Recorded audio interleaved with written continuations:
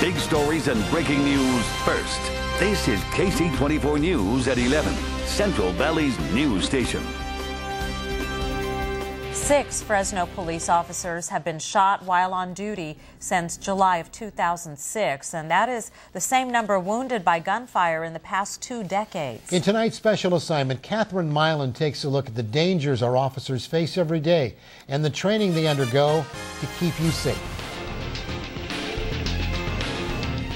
Police officers often say no call is ever routine. They are supposed to expect the unexpected.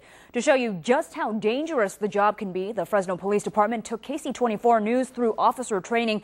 We were able to get a glimpse of how quickly things can escalate when an officer is caught in the line of fire.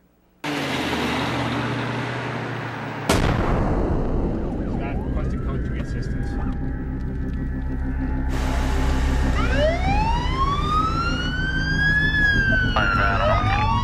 2 Fresno police officers are patrolling the Central District. They spot a car idling in the middle of the street and try to pull it over. The driver takes off, a short chase, and a minute later he slams on the brakes and begins firing. Officer Brian Nieto is hit 3 times. Are you game? Yes. Game? What are you doing with your rifle right now? A few months later, officers Daniel Messick and Trevor Shipman are ambushed by a gunman in northwest Fresno. Both are hit. As they retreat for cover, the gunman reloads. 4 months after that brazen attack, as Valley residents celebrate Mardi Gras in the Tower District, Fresno police attempt to stop a drunk driver. Instead of making an arrest, they are met with bullets. 3 officers, Gil Holkeen, Raphael Davies, and Sergeant Charlie Chimobide, are shot during a running gun battle. An incident can go from good to bad in a split second. These have been tough times for Fresno Police Chief Jerry Dyer. 6 of his officers shot in the line of duty in less than a year. There is no worse time in the career of a police chief than when he attends one of his officers' funerals, or when he's standing over the bedside of one of his officers that's in the intensive care unit. As criminals take aim at his officers, Chief Dyer has had to defend the force. And I got to tell you, when somebody takes a gun like this and points it through a window at a police officer and starts firing at 20 feet away, you tell me what my officers should have done. And I'll tell you, I think they did the right thing. In September, an armed suspect led Fresno police on a high-speed chase through the city. The pursuit ended here at Herndon and 99. The man opened fire. Bullet holes riddled patrol cars. Officers returned fire. The suspect was critically wounded. Later, we learned he is a respected Vietnam veteran who may have been suffering from post-traumatic stress disorder. This is a very dangerous and very difficult job. Our officers are expected to know the unknown, to see the unseen, to make split-second decisions with having limited facts. Officers go through extensive training to deal with unpredictable situations like these. You have to assess all the threats that you see at the time. It's training that saves lives. He can bring that gun up and shoot before you can shoot him. His action time is faster than your reaction time. One tool the department uses, real-life simulations. They give us an idea of how difficult it is to make snap decisions and how quickly these dangerous situations can escalate. In this scenario, we're responding to a call of an armed suspect.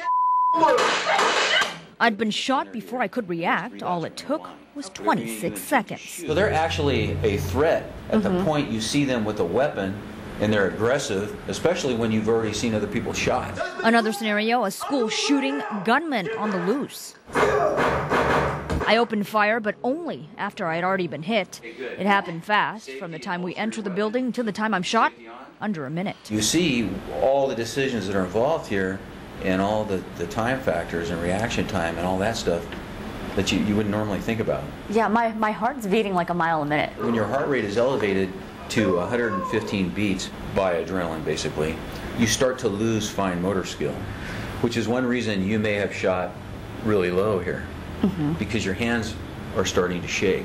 The training goes from indoors to out. The gear, the stress. It's accurate out to about 25 yards, so we're actually going to hit what we're aiming at. The scenarios. As real as possible, so if cops are confronted in the field, they'll be prepared. He's on my side now, down on the ground, down on the ground. Ready. Suspect still got a couple of shots off. He hit the driver's side door a couple times. He hit the windshield on the passenger side. It's a good thing that you got out really quick. You got a couple rounds over here on the windshield. Even got me once in the helmet getting out of the car. That was before I even had a chance to return fire. That would have been a fatal shot right there. One thing we try to teach in training is being out here. This is a game of chess, it's not checkers. You have to be thinking two steps ahead of the bad guy. It's that kind of thinking which has made the streets of Fresno a lot safer. We look at where we were in the mid-90s. We were truly a city that was under siege. Gangs were rampant, drive-by shootings were rapid, police officers were being shot at an average of once per month. That is not the type of city that we have any longer.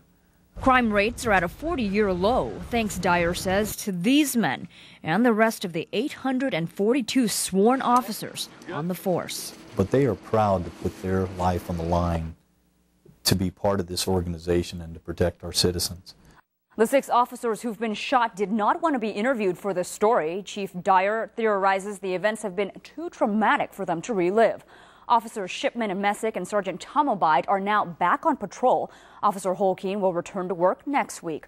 Officers Davies and Nieto are not back at work yet. Nieto is still recovering from the July 2006 shooting. For this KC24 News special assignment, I'm Catherine Milan.